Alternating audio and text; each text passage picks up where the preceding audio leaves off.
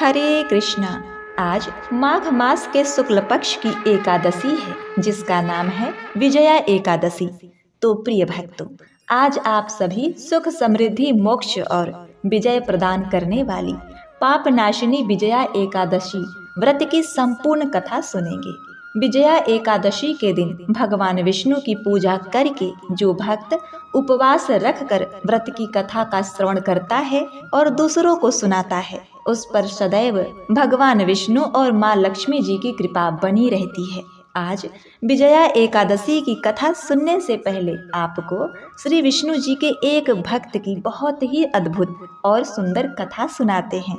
कथाओं को आप पूरा जरूर सुनिए कि एक भक्त अपने भगवान को रिझाने के लिए कुछ ऐसा करता है कि उसकी भक्ति से प्रसन्न होकर भगवान जाने कैसी कैसी लीलाएं करते रहते हैं। तो कितने लोग अपने लड्डू गोपाल को रिझाने के लिए कुछ विशेष करते हैं? कमेंट में हरे कृष्णा लिखकर जरूर बताइए और वीडियो को लाइक भी करिएगा। अब सुनिए कथा। बहुत समय पहले की बात है, वृंदावन में एक आलसी लेकिन भोला भाला युवक रहा करता था जिसका नाम था हरिदास। वह दिन भर कोई काम नहीं करता, बस खाता ही रहता और सोया करता।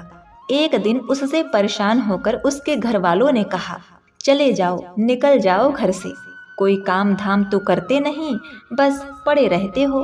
अब वह घर से निकलकर यूं ही भटकते हुए एक आश्रम में पहुंचा। वहां उसने देखा कि एक पुजारी जी हैं। उनके शिष्य कोई काम नहीं करते, बस मंदिर में भगवान की पूजा करते हैं। उसने मन में सोचा, यह तो बहुत बढ़िया है, कोई काम धाम नहीं, बस पूजा ही तो करना है। वह गुरु जी के पास जाकर पूछा, गुरु जी, क्या मैं यहाँ रह सकता हूँ? गुरु जी थोड़े मुस्कुराए और बोले, हाँ हाँ, क्यों नहीं। तब हरिदास ने हाथ जोड़कर कहा, हे गुरुदेव, लेकिन मैं कोई काम नहीं कर सकता हूँ। गुरु जी बोले, कोई काम नहीं करना है, बस पूजा करनी होगी। हरिदास ने कहा, ठीक है, वह तो मैं कर लूंगा। अब हरिदास महाराज आश्रम में रहने लगे। ना कोई काम करते, ना कोई धाम, बस सारा दिन खाते रहो और प्रभु भक्ति में भजन गाते रहो। इस तरह से महीना भर हो गया। फिर एक दिन आई एकादशी। उसने रसोई में जाकर देखा, खाने की कोई तैयारी नहीं। उसने गुरु जी से पूछा, गुरुदेव, आज खाना नहीं बनेगा क्या? गुरु जी ने कहा, नहीं, आज तो एकादशी है, तुम्हारा भी उपवास है और यहाँ के सभी लोगों ने उपवास रखा है। उसने कहा, नहीं गुरुदेव, अगर हमने उपवास कर लिया तो कल का दिन ही नहीं देख पाएंगे हम नहीं कर सकते उपवास, हमें तो भूख लगती है। आपने पहले क्यों नहीं बताया? गुरु जी ने कहा, तुम ना करो उपवास, पर खाना भी तुम्हारे लिए कोई और नहीं बनाएगा, तुम खुद बना लो, मरता क्या न करता। प्रिय भक्तों, हरिदास गया रसोई में। गुरुजी फिर वहां आए और बोले, देखो हरिदास, अगर तुम खाना बना लो तो राम जी को भोग जरूर लगा देना और नदी के उस पार जाकर बना लो रसोई। उसने कहा, ठीक है गुरुदेव। अब लकड़ी, आटा, तेल, घी, सब्जी लेकर हरिदास महाराज चले गए। जैसा तैसा करके उसने खाना बनाया। खाना बनाने के बाद जब वह खाने को चला तो याद आया कि गुरुजी ने कहा था कि राम जी को भोग लगाना है। अब हरिदास लगा भजन गाने, आओ मेरे राम जी, भोग लगाओ राम जी, प्रभु राम जी आइए, श्री राम जी आइए, मेरे भोजन का भोग लगाइए। प्रिय भक्तों, इस प्रकार से हरिदास भगवान का सुमिरन करने लगा। कोई नहीं आया तो बेचैन हो गया कि यहाँ तो भूख लग रही है और राम जी आ ही नहीं रहे। भोला मानस जानता ही नहीं था कि प्रभु साक्षात तो आएंगे नहीं, पर गुरु जी की बात मानना जरूरी है। फिर उसने कहा, देखो प्रभु राम जी, मैं समझ गया कि आप क्यों नहीं आ रहे हैं। मैंने रूखा सूखा बनाया है और आपको तर माल खाने की आदत है, इसीलिए नहीं आ रहे हैं। तो सुनो प्रभु, आज हमारे गुरुदेव के कुटिया में भी, वहाँ भी कुछ नहीं बना है, सबने एकादशी का व्रत रखा है। यदि आपको खाना है तो यही भोग खाना पड़ेगा। प्रिय भक्तों, श्री राम भगवान अपने भक्तों की सरलता पर बड़े मुस्कुराए और माता सीता के साथ तुरंत प्रकट हो गए। और भक्त असमंजस में उसने सोचा कि गुरुजी ने कहा था कि राम जी आएंगे, पर यहाँ तो माता सीता भी आ गईं और मैंने तो बस भोजन 2 लोगों का बनाया है। चलो कोई बात नहीं, आज इन्हें भी खिला देते हैं। प्रिय भक्तों, इस प्रकार उसने बड़े ही प्रेम पूर्वक भगवान श्री राम और माता सीता को रसोई परोसी और फिर बोला, प्रभु मैं भूखा रह गया, लेकिन मुझे आप दोनों को देखकर बड़ा ही अच्छा लग रहा है। लेकिन अगली एकादशी पर ऐसा न करना, पहले बता देना कि कितने जन आ रहे हो, और हाँ, थोड़ा जल्दी आना। अब भगवान श्री राम उसकी बात पर बड़े ही मुरीद हो गए और प्रसाद ग्रहण करके चले गए। अब अगली एकादशी तक यह भोला मानस सब भूल गया। उसे लगा प्रभु ऐसे ही आते होंगे और प्रसाद ग्रहण करते होंगे। फिर 15 दिन बाद एकादशी फिर से आई। उसने गुरुजी से कहा, गुरुजी मैं चला अपना भोजन बनाने, पर गुरुजी थोड़ा ज्यादा अनाज लगेगा, वहाँ 2 लोग आते हैं।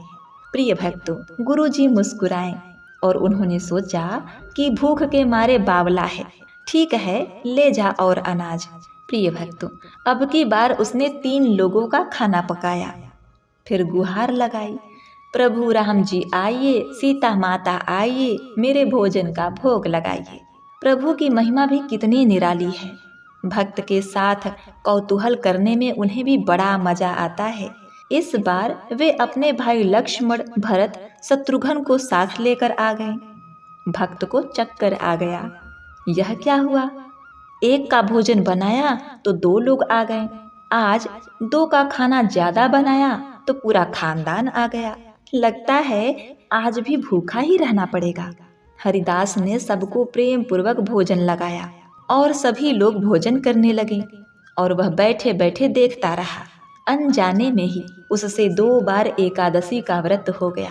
अगली एकादशी आने से पहले उसने गुरुजी से कहा, गुरुजी ये आपके प्रभु श्री राम जी अकेले क्यों नहीं आते?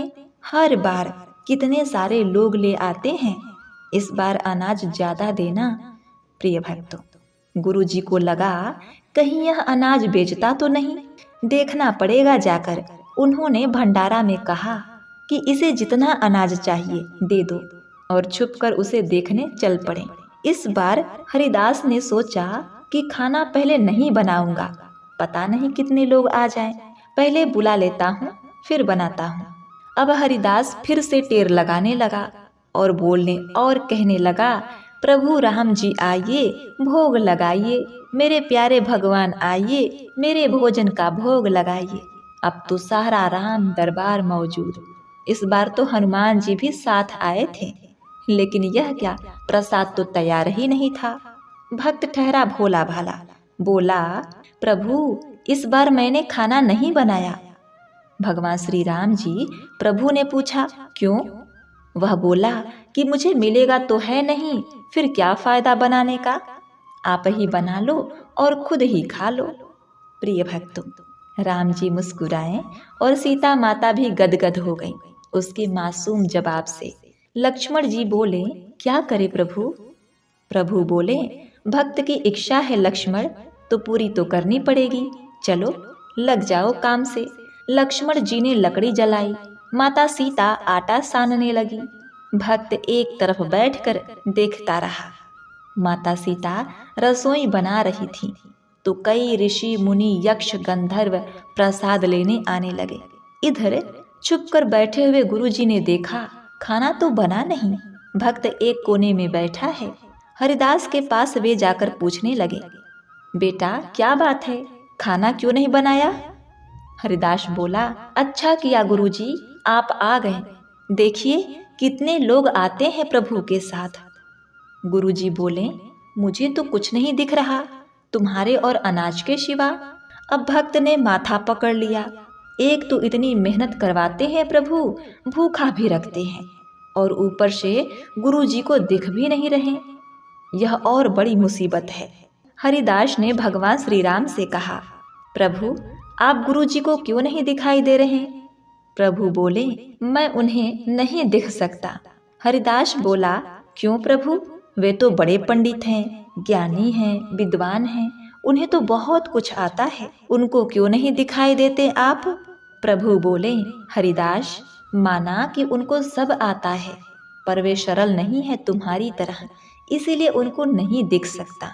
हरिदास ने गुरुजी से कहा, गुरुजी, प्रभु कह रहे हैं आप सरल नहीं हैं, इसीलिए आपको नहीं दिख सकते।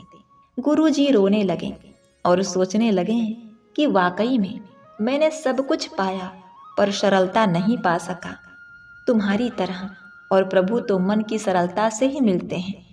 इसके बाद फिर हरिदास ने भगवान से गुहार लगाई तो प्रभु प्रकट हो गए और गुरु जी को भी दर्शन दिए। इस तरह एक भक्त के कहने पर प्रभु ने और माता सीता ने रसोई बनाई और सबको खिलाया। प्रिय भक्तों, यह तो थी एकादशी स्पेशल, भगवान और भक्त की बड़ी ही दुर्लभ कथा। आइए अब विजया एकादशी व्रत कथा का श्रवण करते हैं। धर्मराज युधिष्ठिर बोले, हे जनार्दन, फाल्गुन मास के कृष्ण पक्ष की एकादशी का नाम क्या है तथा उसकी विधि क्या है? कृपा करके आप मुझे बताइए। भगवान श्री कृष्ण बोले, हे राजन, फाल्गुन मास के कृष्ण पक्ष की एकादशी का नाम विजया एकादशी है। इसके व्रत के प्रभाव से मनुष्य को विजय प्राप्त होती है। यह सब व्रतों से उत्तम व्रत है। इस विजया एकादशी के महात्म्य के श्रवण व पठन से समस्त पाप नाश को प्राप्त हो जाते हैं। एक समय देवर्षि नारद जी ने जगत पिता ब्रह्मा जी से कहा, महाराज, आप मुझसे फाल्गुन मास के कृष्ण पक्ष की एकादशी के विधान को कहिए। ब्रह्मा जी कहने लगे, हे नारद, विजया एकादशी का व्रत पुराने तथा नए पापों को नाश करने वाला है। इस विजया एकादशी की विधि मैंने आज तक किसी से भी नहीं कही। यह समस्त मनुष्यों को विजय प्रदान करती है।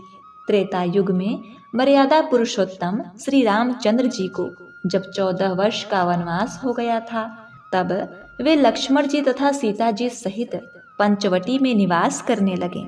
वहां पर दुष्ट रावण ने जब सीता जी का हरण किया, तब इस समाचार से श्री रामचंद्र जी तथा लक्ष्मण अत्यंत ही व्याकुल हुए और सीता जी की खोज में चल दिए। घूमते घूमते जब वे मरणासन जटायु के पास पहुँचे तो जटायु उन्हें सीता जी का वृत्तांत सुनाकर स्वर्गलोक चला गया। कुछ आगे जाकर उनकी सुग्रीव से मित्रता हुई और बाली का वध किया। हनुमान जी ने लंका में जाकर सीता जी का पता लगाया और उनसे श्री रामचंद्र जी और सुग्रीव की मित्रता का वर्णन किया। वहां से लौटकर हनुमान जी ने भगवान राम के पास आकर सब समाचार कहे। श्री रामचंद्र जी ने वानर सेना सहित सुग्रीव की संपत्ति से लंका को प्रस्थान किया।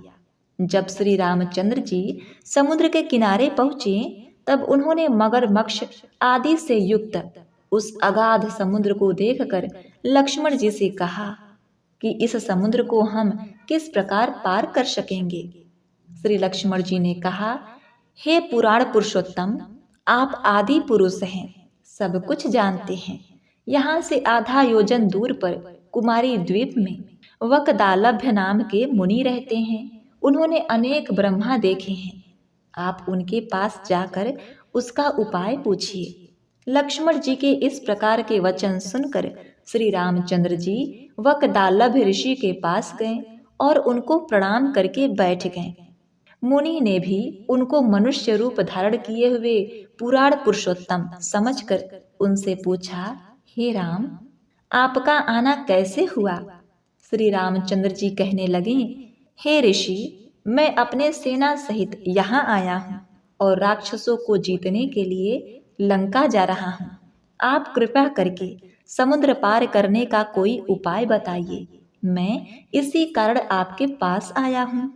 वकदालभ्य ऋषि बोले, हे राम, फाल्गुन मास के कृष्ण पक्ष की एकादशी का उत्तम व्रत करने से निश्चय ही आपकी विजय होगी। साथ ही आप समुद्र भी अवश्य ही पार कर लेंगे। इस व्रत की विधि यह है कि दशमी के दिन स्वर्ण, चांदी, तांबा या मिट्टी का एक घड़ा बनाएं। उस घड़े को जल से भरकर तथा 5 पल्लव रख वेदिका पर स्थापित करें। उस घड़े के नीचे सतनजा और ऊपर जौ रखें। उस पर श्री नारायण भगवान की स्वर्ण की मूर्ति स्थापित करें। एकादशी के दिन स्नान आदि से निवृत्त होकर धूप, दीप, नैवेद्य, नारियल आदि से भगवान की पूजा करें। तत्पश्चात घड़े के सामने बैठकर दिन व्यतीत करें और रात्रि को भी उसी प्रकार बैठे रहकर जागरण करें। द्वादशी के दिन नित्य नियम से निवृत्त होकर उस घड़े को ब्राह्मण को दे दें। हे राम, यदि तुम भी इस व्रत को सेनापतियों सहित करोगे तो तुम्हारी विजय अवश्य होगी। श्री रामचंद्र जी ने ऋषि के कथनानुसार इस व्रत को किया और इसके प्रभाव से दैत्यों पर विजय पाई। अतः हे राजन, जो कोई मनुष्य विधि पूर्वक इस व्रत को करेगा, दोनों लोकों में उसकी अवश्य विजय होगी। श्री ब्रह्मा जी ने नारद जी से कहा था कि हे पुत्र, जो कोई इस व्रत के महात्म को पढ़ता या सुनता है, उसको वाजपेय यज्ञ का फल प्राप्त होता है। तो प्रेम से बोलिए ओम नमो भगवते वासुदेवाय नमः। हरे कृष्णा। प्रिय भक्तगणों, इस कथा को संपूर्ण करने के लिए आइए अब श्रवण करते हैं एकादशी माता की कथा, 11 माता की कथा। तत्पश्चात आप तुलसी माता की कथा और आरती का श्रवण करते हुए कथा का समापन करेंगे। एक बार एक बूढ़ी माँ ने एकादशी का व्रत रखा। बड़ा ही भाव भक्ति से पूजा अर्चना की। उन्हें वृद्धावस्था में क्या बाधा थी, वो तो अपने पुत्र पौत्रों की सुख सुविधा के लिए व्रत किया करती थी। वे दिन भर तो जरा कठोर मन करके अपनी प्यास को रोके रहीं और दिन में ब्राह्मणों को मिट्टी के पात्र में भरकर पानी और ऋतु फल दान दिए। दोना भर भर के चीनी और दही वितरण किया। उन्हें गर्मी के कारण बहुत बेचैनी हो रही थी। इस कारण वे बहुत देर तक पानी में पड़ी रहीं, मुंह धोती रहीं। तब कहीं थोड़ा बहुत धैर्य बंध पाया। धूप तो तेज पड़ ही रही थी, इस कारण बार बार मुंह सूख रहा था। बहुत बेचैनी हो रही थी। एक तो बुढ़ापा और दूसरा यह भयंकर गर्मी। वृद्धावस्था की स्थिति तो कुछ दूसरे ही प्रकार की होती है। जैसे तैसे रो धो करके दिन कट पाया। अब पहाड़ सी रात सामने थी। उनका कटना बड़ा ही कठिन दिखाई दे रहा था। खटिया पर पड़े पड़े शांति नहीं मिल रही थी। वे बार बार करवट बदल रही थी। अनेक बार वे बाहर जाती और भीतर आती। उन्हें घर के अंदर शांति नहीं थी। वे खटिया पर पड़ी पड़ी एकादशी माता का स्मरण करती रहीं। वे कहती रहीं कि हे माता जी, आप मेरी लाज रखिएगा। आप ही मुझे शांति दे दीजिएगा, जिससे मैं यह व्रत कर सकूं और यह पहाड़ सी रात शांति पूर्वक व्यतीत हो सके। प्यास के कारण बूढ़ी माँ की बेचैनी तो बढ़ ही रही थी। उन्होंने धैर्य रखने का बहुत प्रयास किया, किंतु सहनशीलता की सीमा टूट गई और वे घबराकर एकदम चिल्ला उठी। बोली कि बचाओ बचाओ। अम्मा का चिल्लाना सुनकर परिवार भर के नर नारी, बच्चे और पड़ोसी एकत्रित होकर बूढ़ी अम्मा के खटिया के समीप पहुंच गए। सबने पूछा कि अम्मा, आपको क्या हुआ? आप क्यों चिल्ला रही हैं? आप इस वृद्धा अवस्था में यह कठिन व्रत क्यों कर रही हैं? अम्मा जी, शक्ति से ही भक्ति होती है। थोड़े ही देर में वे फिर से बोली कि अरे, मेरे प्राण निकले ही जा रहे हैं। मेरी छाती पर ठंडे पानी का घड़ा रख। अब नातियों ने दादी की छाती पर ठंडे पानी का पात्र रख दिया। तब उन्हें कहीं थोड़ा बहुत आराम मिला और थोड़ी देर के लिए उन्होंने अपनी आंखें बंद कर ली। अब एकादशी माता ने सोचा कि यह बूढ़ी अम्मा है तो बहुत कठोर, जरा जाकर उसकी परीक्षा लेनी चाहिए। वे आधी रात को मुर्गा बनकर टेर लगाने लगी। मुर्गा की आवाज सुनकर दादी जल्दी से उठी और बाहर जाकर आसमान की ओर देखा। किंतु आसमान में कहीं उन्हें प्रातःकालीन तारा नजर नहीं आया। वे सोचने लगीं, यह मुर्गा क्यों और कैसे बोल गया? उन्हें प्यास तो लग ही रही थी। थोड़ा बहुत उनका मन भी विचलित हो गया था। अंत में उन्होंने दृढ़ निश्चय कर लिया कि मैं अब व्रत को पूर्ण करके ही छोड़ूंगी, चाहे भले ही मेरे प्राण क्यों न निकल जाएं। यह सोचकर फिर वे खटिया पर शिथिल होकर लेट गईं। थोड़ी देर में एकादशी माता ने उनकी फिर से परीक्षा लेनी चाहिए। एक छोटी सी बालिका एक गिलास में शरबत लेकर उनके सिरहाने आकर खड़ी हो गई। और जोर से बोली, दादी जी सवेरा हो गया है, आप हाथ मुंह धोकर शरबत पी लीजिए। पहले तो शरबत का गिलास देखकर उनका मन मचल उठा, किंतु अचानक व्रत का स्मरण हो आया और उन्होंने सोचा कि मैं किसी भी प्रकार से अभी शरबत नहीं पी सकती हूँ, और वे शांति पूर्वक अपनी खटिया पर लेट गईं। फिर थोड़ी ही देर में उन्हें ऐसा लगा जैसे किसी ने उन्हें पानी के कुएं में पलट दिया हो। वे बड़ी देर तक हाथ पैर चलाती रहीं, किंतु उन्होंने अपने मुंह में एक बूंद भी पानी जाने नहीं दिया। वे दृढ़ता पूर्वक अपना व्रत पालन करती रहीं। थोड़ी देर में न जाने कहां से सामने आग जलने लगी, जिससे भारी गर्मी बढ़ने लगी। प्यास के कारण प्राण निकलने लगे, किंतु बूढ़ी अम्मा का कुछ भी नहीं बिगड़ पाया। वे जहां की तहां मुस्कुराती हुई बैठी रहीं। थोड़ी ही देर में बाहर प्रकाश दिखाई देने लगा। ऐसा लगा जैसे सवेरा हो गया हो। बूढ़ी अम्मा ने जब बाहर निकलकर देखा तो समझ गई अभी सवेरा होने में 3-4 घंटे की देरी है। यह जानकर वे शांति पूर्वक इधर उधर घूमने लगी। फिर एकादशी माता यह बात अच्छी तरह से समझ गई कि यह बूढ़ी अम्मा किसी भी प्रकार से अपने व्रत से नहीं टल सकती है। वे उनके सत्य व्रत को अच्छी तरह से समझ गईं। अब सवेरा होते ही बूढ़ी माता ने स्नान किया, भगवान का पूजा पाठ किया, एकादशी की कथा सुनी, ब्राह्मणों को दक्षिणा देकर भोजन कराया। तब कहीं उन्होंने व्रत का पारण करके जल ग्रहण किया। कन्याओं को भोज कराने के बाद अम्मा ने स्वयं भोजन किया। उस श्रेष्ठ व्रत के प्रभाव से बूढ़ी अम्मा की आयु में वृद्धि हो गई। उनका घर परिवार हरा भरा हो गया। अब उनको कोई अभाव न रहा। वे हर तरह से सुख साधनों से संपन्न हो गईं। नाती नातिन से उनका घर भर गया और वे उसी दिन से 12 महीने की एकादशी का व्रत करने लगी। एकादशी माता के व्रत के प्रताप से इस संसार में हर प्रकार के सुख भोग कर अंत में वे वैकुंठ धाम को चली गई। जैसे एकादशी माता ने बूढ़ी माता और उनके परिवार को हरा भरा किया, ऐसे ही एकादशी माता हम सभी के मनोकामनाओं को पूर्ण करें। एक बार प्रेम से बोलिए, ओम नमो भगवते वासुदेवाय नमः। प्रिय भक्तगणों, अब आइए सुनते हैं तुलसी माता की बड़ी ही अद्भुत अनसुनी कथा। एक बार देवर्षि नारद के मन में आया कि भगवान के पास बहुत महल आदि है, एक आध हमको भी दे दे तो यही आराम से टिक जाएंगे, नहीं तो इधर उधर घूमते रहना पड़ता है। भगवान के द्वारिका में बहुत महल थे। नारद जी ने भगवान से कहा, भगवान आपके बहुत महल हैं, एक हमको भी दे दो तो हम भी आराम से रहें। आपके यहाँ खाने पीने का इंतजाम अच्छा ही है। भगवान ने सोचा, यह मेरा भक्त है, विरक्त सन्यासी है, अगर यह कहीं राजसी ठाट बाट में रहने लगा तो थोड़े दिन में ही इसकी सारी विरक्ति भक्ति निकल जाएगी। हम अगर सीधा ना कहेंगे तो यह बुरा मान जाएगा, लड़ाई झगड़ा करेगा कि इतने महल हैं और एक महल नहीं दे रहे हैं। भगवान ने चतुराई से काम लिया। नारद जी से कहा, जाकर देख लें, जिस मकान में जगह खाली मिले वहीं आप रह लीजिएगा। नारद जी वहां से चले। सब जगह नारद जी घूम आए, लेकिन कहीं एक कमरा भी खाली नहीं मिला, सब भरे हुए थे। आकर भगवान से कहा, हे भगवान, वहां कोई जगह खाली नहीं मिला। भगवान ने कहा, फिर क्या करूं? होता तो आपको दे देता। नारद जी के मन में आया कि यह तो भगवान ने मेरे साथ धोखाधड़ी की है, नहीं तो कुछ न कुछ करके किसी को इधर उधर दूसरे कमरे में भेजकर एक कमरा तो दे ही सकते थे। इन्होंने मेरे साथ धोखा किया है तो मैं भी इन्हें मजा चखाकर छोड़ूंगा।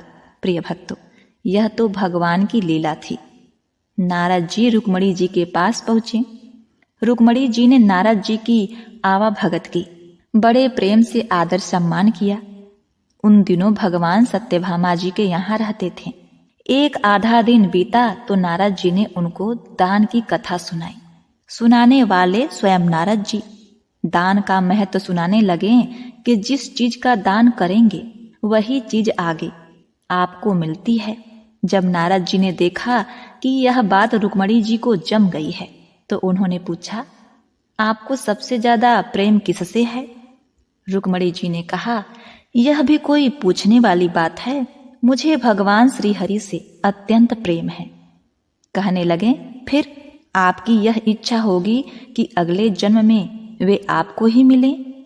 रुक्मणी जी बोली, इच्छा तो यही है। नारद जी ने कहा, इच्छा है तो फिर दान कर दो, नहीं तो नहीं मिलेंगे। आपकी सौत भी बहुत हैं और उसमें से किसी ने पहले दान कर दिया तो उन्हें मिल जाएंगे। इसीलिए दूसरे के करने से पहले आप भगवान को हमें दान कर दें। रुक्मणी जी को बात जच गई। उन्होंने सोचा कि जब जन्म जन्म में भगवान मिलेंगे तो दान तो कर देना चाहिए। रुक्मणी से नारद जी ने संकल्प करा लिया। अब क्या था, नारद जी का काम बन गया। वह सीधे सत्यभामा जी के महल पहुंच गए और भगवान से कहा, हे भगवान, उठिए और चलिए मेरे साथ। भगवान ने कहा, कहाँ चलना है, क्या बात हुई? नारद जी ने कहा, बात कुछ नहीं, आपको मैंने दान में लिया है। आपने एक कोठरी भी मुझे नहीं दी, तो मैं आपको ही सन्यासी बनाकर पेड़ के नीचे सुलाऊंगा। भगवान ने कहा, रुक्मणी ने दान दिया है तो ठीक है, वह पटरानी है, उससे मिल तो आए। भगवान ने अपने सारे गहने, गाठे, रेशम के कपड़े सब खोलकर सत्यभामा जी को दे दिए और वल्क वस्त्र पहनकर, भस्मी लगाकर और कमंडल लेकर वहां से चल दिए। उन्हें देखते ही रुक्मणी जी के होश उड़ गए। पूछा, क्या हुआ भगवान? भगवान ने कहा, पता नहीं, नारद कहते हैं कि आपने मुझे दान में दे दिया है। रुक्मणी ने कहा, लेकिन वे कपड़े गहने कहाँ गए? उत्तम केसर को छोड़कर यह भस्मी क्यों लगा ली? भगवान ने कहा, जब दान दे दिया तो मैं उनका हो गया, इसीलिए अब वे मुझे सन्यासी बनाएंगे। रुक्मणी जी ने कहा, मैंने इसलिए थोड़े ही दिया था कि ये ले जाएं। भगवान ने कहा, तब किस लिए दिया था आपने हमें दान में? दान तो इसीलिए दिया जाता है ना कि उसको अपने साथ ले जाए। अब रुक्मणी जी को होश आया कि यह तो गड़बड़ मामला हो गया। रुक्मणी जी ने कहा, नारद जी, यह आपने मेरे से पहले नहीं कहा था। अगले जन्म में मिलेंगे तो मिलेंगे, अब तो हाथ से ही खो रहे हैं। नारद जी ने कहा, अब जो हो गया सो हो गया, अब मैं इन्हें ले जाऊंगा। रुक्मणी जी बहुत ही रोने लगी। तब तक हल्ला गुला मचा और सब रानियां वहां इकट्ठी हो गईं। सत्यभामा, जामवंती सब समझदार थीं। उन्होंने कहा, भगवान, एक रुक्मणी के पति थोड़े ही हैं, इसीलिए रुक्मणी को सर्वथा दान का अधिकार नहीं हो सकता। हम लोगों का भी अधिकार है। नारद जी ने सोचा, यह तो घपला हो गया। कहने लगे, क्या भगवान के टुकड़े करोगे? नारद जी ने विचार किया कि अपने को तो महल ही चाहिए था और यही यह दे नहीं रहे थे। अब मौका ठीक है, समझौते पर बात आ रही है। नारद जी ने कहा, भगवान का जितना वजन है उतने का तुला दान करने से दान मान लिया जाता है। तुला दान से देह का दान माना जाता है, इसीलिए भगवान के वजन का सोना हीरा पन्ना दे दो। इस पर सब रानियां राजी हो गईं। बाकी तो सब राजी हो गए, लेकिन भगवान ने सोचा कि यह फिर मोह में पड़ रहा है। भगवान तराजू के एक पलड़े के अंदर बैठ गए, दूसरे पलड़े में सारे गहने, हीरे पन्ने रखे जाने लगे। लेकिन जो अपने मुख में पूरे ब्रह्मांड को लेकर बैठे हैं, क्या द्वारिका के पूरे धन से उनका बराबरी किया जा सकता है? सारा का सारा धन दूसरे पलड़े पर रख दिया, लेकिन जिस पलड़े पर भगवान बैठे थे वह वैसे का वैसा ही नीचे लगा रहा, ऊपर नहीं हुआ। नारद जी ने कहा, देख लो, तुला तो बराबर हो ही नहीं रहा है, अब मैं भगवान को ले जाऊंगा। सब कहने लगे, अरे कोई उपाय बताइए नारद जी। नारद जी ने कहा, और कोई उपाय नहीं है। अन्य सब लोगों ने अपने हीरे पन्ने लाकर लाद दिए, लेकिन उससे क्या होना था? वे तो त्रिलोकी का भार लेकर बैठे थे। उधर औरतें सब चीख चिल्ला रही थी। नारद जी प्रसन्नता के मारे इधर उधर टहल रहे थे कि आज मेरे भगवान मेरे साथ चलेंगे। भगवान ने धीरे से रुक्मणी को बुलाया। रुक्मणी ने कहा, भगवान कुछ उपाय निकालिए, आप इतना भार लेकर बैठ गए, हम लोगों का क्या हाल होगा। भगवान ने कहा, ये सब हीरे पन्ने निकाल दो, सारे सोने सारे गहने उतार दो, यह सब निकाल कर तुलसी का एक पत्ता और सोने का एक छोटा सा टुकड़ा रख दो, तो तुम लोगों का काम हो जाएगा। रुक्मणी जी के कहने पर सारा सामान हटाया गया। सारा सामान हटा दिया गया और एक छोटे से सोने के पत्ते पर तुलसी का पत्ता रखा गया तो भगवान के वजन के बराबर हो गया। सबने नारद जी से कहा, अब ले जाइए तुलादान। नारद जी ने खूब हिला डुला कर देखा, कहीं कोई ठड्डी तो नहीं मार रहा। नारद जी ने कहा, हे भगवान, मेरे साथ फिर धोखा हो गया। यह पत्ता लेकर मैं क्या करूंगा? यह आप अच्छा नहीं कर रहे हैं, केवल घर वालियों की बात सुनते हैं, मेरी तरफ तो देखो। भगवान ने कहा, आपकी तरफ क्या देखूं नारद जी, आप तो सारे संसार के रूप को समझकर फिर मोह के रास्ते जाना चाह रहे हैं, तो आपकी क्या सुनूं। तब नारद जी ने समझ लिया कि भगवान ने जो किया सो ठीक किया। जो तुलसी का एक पत्ता आपके बराबर है, वह तुलसी महान है। जिस तुलसी को चढ़ाने से आप अति प्रसन्न होते हैं, उस तुलसी का गुणगान करने वाले, उस कथा को सुनने वाले भगवान विष्णु के प्रिय होते हैं। वे निश्चित ही देवतुल्य होते हैं। हे भगवान, आपको कोटि कोटि प्रणाम। मैंने आज तुलसी के एक पत्ते के महत्व को भी समझा, मेरे भूल को आप क्षमा करिए। भगवान बड़े प्रसन्न होकर तराजू से उठे और नारद जी को छाती से लगाया और कहा, हे नारद, तुम्हारे मुक्ति तो निश्चित है। प्रिय भक्तों, अब आइए सुनते हैं एकादशी माता की आरती। प्रेम से बोलिए एकादशी माता की जय। ओम जय एकादशी, जय एकादशी, जय एकादशी माता। विष्णु पूजा व्रत को धारण कर सकती मुक्ति पाता। ओम जय एकादशी, जय एकादशी, जय एकादशी माता। विष्णु पूजा व्रत को धारण कर सकती मुक्ति पाता। तेरे नाम गिनाओ देवी, भक्ति प्रदान करनी। गण गौरव की देनी माता, शास्त्रों में वर्णी। ओम जय एकादशी माता। विष्णु पूजा व्रत को धारण कर सकती मुक्ति पाता। मार्गशीर्ष के कृष्ण पक्ष की उत्पन्ना विश्वतारिणी जन्मी। शुक्ल पक्ष में हुई मोक्षदा, मुक्तिदाता बन आई। ओम जय एकादशी माता। विष्णु पूजा व्रत को धारण कर सकती मुक्ति पाता। पौष के कृष्ण पक्ष की सफला नामक है। शुक्ल पक्ष में हो ये पुत्रदा, आनंद अधिक रहे। ओम जय एकादशी माता। विष्णु पूजा व्रत को धारण कर शक्ति मुक्ति पाता। नाम सटतीला माघ मास में कृष्ण पक्ष आवे। शुक्ल पक्ष में जया कहावे, विजय सदा पावे। ओम जय एकादशी माता।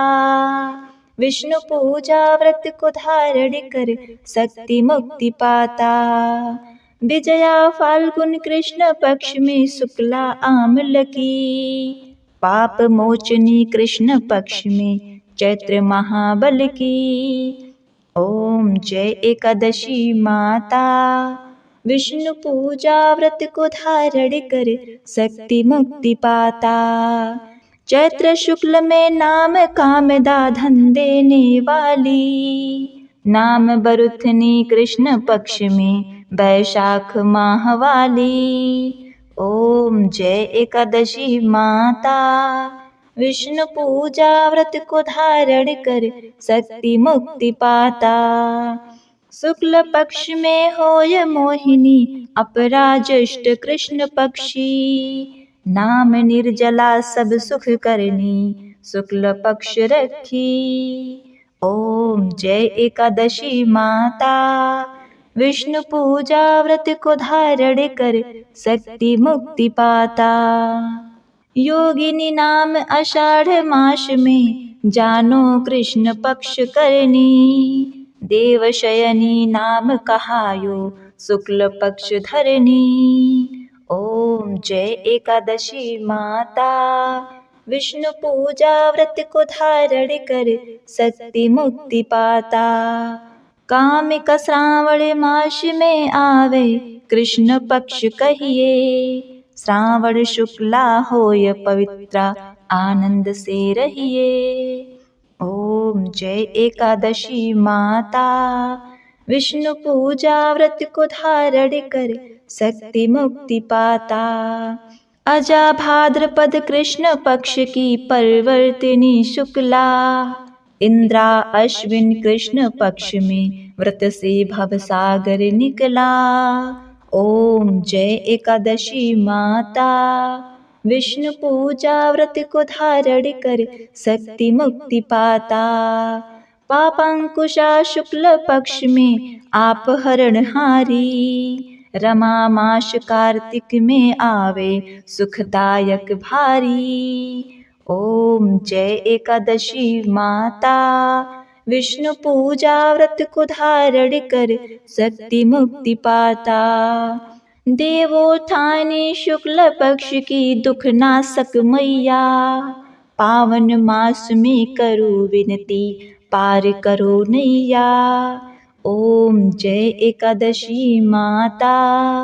विष्णु पूजा व्रत को धारण कर शक्ति मुक्ति पाता। परमा कृष्ण पक्ष में होती जन मंगल करनी। शुक्ल मास में होय पद्मिनी दुख दारिद्र हरनी। ओम जय एकादशी माता। विष्णु पूजा व्रत को धारण कर शक्ति मुक्ति पाता। जो कोई आरती एकादशी की भक्ति सहित गावे। जन रघुनाथ स्वर्ग का वासा निश्चय वह पावे। ओम जय एकादशी जय एकादशी जय एकादशी माता। विष्णु पूजा व्रत को धारण कर शक्ति मुक्ति पाता। ओम नमो भगवते वासुदेवाय नमः।